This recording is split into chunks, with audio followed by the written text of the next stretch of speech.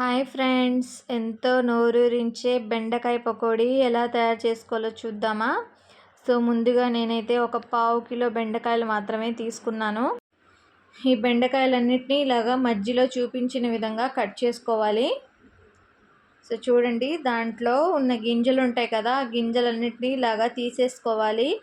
ఇదేంటంటే ఒక్కోసారి ఫ్రై అవుతాయి, అవ్వకపోవచ్చు, తింటా ఉంటే కచ్చపచ్చగా ఉంటాయి అన్నమాట. అందుకోసం అని చెప్పేసి ఈ గింజలన్నిటినీ తీసేసుకొని మనం సన్నగా దీన్ని పీసెస్ ఇదిగో చూపించిన విధంగా వెనక్కి తిప్పేసి ఇట్లాగా సన్నగా ముక్కలు ముక్కలుగా కట్ చేసేసుకుందాము. ఇలా అయితే పకోడీ వేసుకోవడానికి బాగుంటుందన్నమాట. చాలా క్రిస్పీగా కూడా చాలా బాగుంటాయి.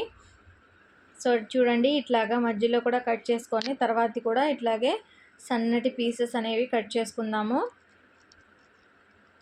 చూడండి ఫ్రెండ్స్, చూపించిన విధంగా చేసుకోండి, చాలా నీట్గా వస్తాయన్నమాట. మధ్యలో ఏదైనా ఒకటి రెండు ఇట్లాగా మిగిలిపోయినవి ఇది చూడండి, ఇవి ఏమన్నా గింజలు అలాంటివి వస్తే తీసేసుకోండి.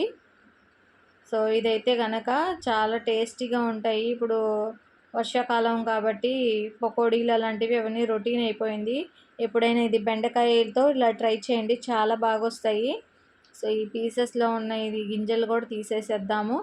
తీసేసిన తర్వాత వీటిలో కలిపే పదార్థాలను చూపిస్తాను. ముందుగా దానికి ఉప్పు, ధనియాల పొడి, చిల్లీ ఫ్లేక్స్, ఇది వచ్చేసి కార్న్ఫ్లోరు, శనగపిండి, కారము, పసుపు, ఇవి మాత్రమే ఫ్రెండ్స్ వేయాల్సినవి. ఇదిగో చూడండి, ఇలా ముక్కల్లో ఈ మొత్తం ఒకేసారి వేసేసుకోండి, ఎందుకంటే అన్నీ దాంట్లో కలిపేవే కాబట్టి.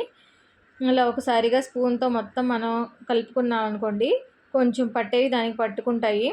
తర్వాత లైట్గా నీళ్ళు మాత్రం చల్లుకోవాలి, ఎక్కువగా జారుగా వేసుకోకూడదు, లైట్గా మాత్రమే వేసుకోవాలి నీళ్ళు అనేది. చూడండి, ఇట్లాగా మొత్తం కలుపుకున్న తర్వాత కొంచెం నీళ్ళు అనేది వేసుకొని ఇట్లా చూపించిన విధంగా చేసుకోండి. ఇదిగో చూడండి, ఇట్లా రావాలన్నమాట, దానికి సపరేట్గా ఉండాలి.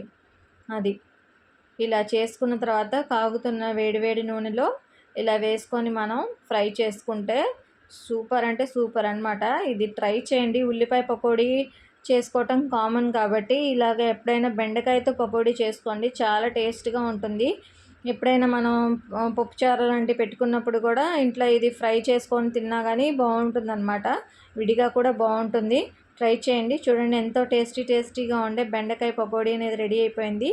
మిర్చితో సర్వ్ చేసుకొని తింటే ఇంకా సూపర్ అంటే సూపర్గా ఉంటుంది. ఈ వర్షాకాలంలో ట్రై చేయండి. నా వీడియో నచ్చితే కనుక లైక్ చేయండి ఫ్రెండ్స్, ఛానల్ని సబ్స్క్రైబ్ చేసుకోండి. మీకు ఎట్లా వచ్చిందనేది కామెంట్లో చెప్పండి, మీరు కూడా చేసుకోండి. ఓకేనా? Thank you.